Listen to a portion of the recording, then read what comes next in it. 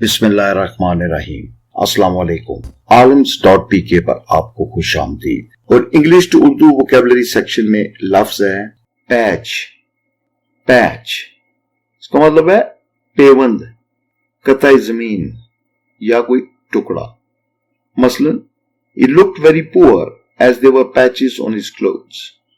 वो बहुत ज्यादा गरीब नजर आ रहा था क्योंकि उसके कपड़ों के ऊपर पेवंद लगे हुए थे। They are ready to pay any price for that patch of land। वो जमीन के उस टुकड़े के लिए या उस किताए जमीन के लिए हर कीमत देने को तैयार हैं। If you combine all these patches, then it will take a shape। अगर आप इन तमाम टुकड़ों को जोड़ें या इनको इकट्ठा करें तो ये एक शक्ल इख्तियार कर लेगा। तो आज का वर्ड था पैच, जिसका मतलब है पेवंद, किताए जमीन या कोई टुकड़ा।